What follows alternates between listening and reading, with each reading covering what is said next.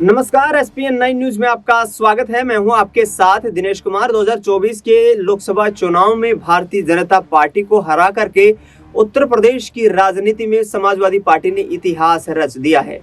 नेताजी मुलायम सिंह यादव के निधन के बाद अखिलेश यादव के लिए ये पहली ऐसी अग्नि परीक्षा थी जिसमें अखिलेश यादव को उत्तर प्रदेश की राजनीति में अपने आप को साबित करना था। 2017 और 2022 के विधानसभा चुनाव में लगे झटकों के बाद भी अखिलेश यादव का हौसला डामाडोल नहीं हुआ। भारतीय जनता पार्टी ने उत्तर प्रदेश में सबसे मजबूती के साथ चुनाव लड़ा।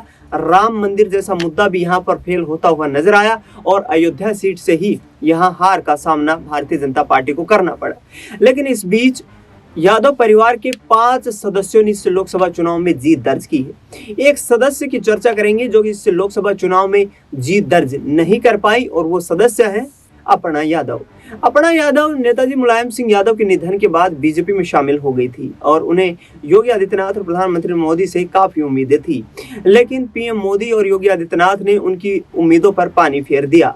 मैनपुरी लोकसभा सीट से अपर्णा यादव को चुनावी मैदान में उतारने की कोशिशें की जा रही थी, लेकिन अपर्णा यादव ने अपनी जेठानी डिंपल यादव के खिलाफ चुनाव लड़ने से इनकार कर दिया। उन्होंने कहा कि हम किसी भी तरीके के यहाँ पर पारिवारिक रिश्तों को राजनीति के लिए खराब नहीं करना चाहते।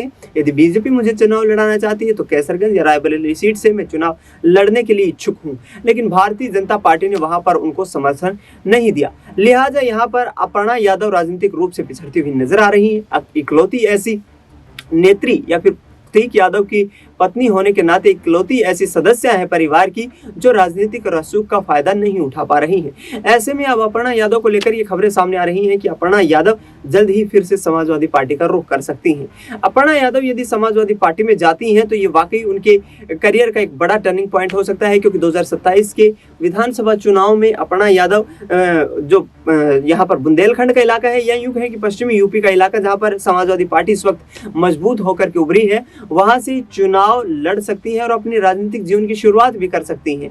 योगी आदित्यनाथ और प्रधानमंत्री नरेंद्र मोदी से टिकट की गुहार लगाते लगाते अपर्णा यादव इस लोकसभा चुनाव को भी चूक गई और ऐसे में शिवपाल यादव की तरफ से साफ तौर पर कहना था कि यदि अपर्णा हमारे साथ होती तो जाहिर तौर पर उनका राजनीतिक जीवन समाजवादी पार्टी के साथ ही शुरू होता और एक बेहतर नतीजे तक समाजवादी पार्टी और अपर्णा यादव जा पाती। आपको बता दें कि कन्नौज, मैनपुरी, आजमगढ़, बदायूं जैसी सीटों से जीत दर्ज करके समाजवादी पार्टी ने इतिहास रच दिया है। अपने इतिहास की सबसे बड़ी लोकसभा चुनाव में जीत दर्ज की है और ऐसे में अखिलेश यादव का अब उम्मीदें हैं कि आने वाले विधानसभा के चुनाव में वे बीजेपी का तख्ता पलट करने में उत्तर प्रदेश की राजनीति में जरूर कामयाब होंगे। देखना ये होगा कि अब अपर्णा यादव का यहाँ पर क्या इंटेंट रहता है और शिवपाल यादव जो बार बार ये कहते हुए नजर आए हैं कि हम अपर्णा यादव को अपनी पार्टी में शामिल करने के लिए तमाम कोशिशें कर रहे हैं, क्या तो कोशिशें अब कामयाब हो पाएंगी। फिलहाल इस खबर में इतना ही। देश दुनिया की तमाम बड़ी खबरों के लिए आप देखते रहिए SPN9 न्यूज।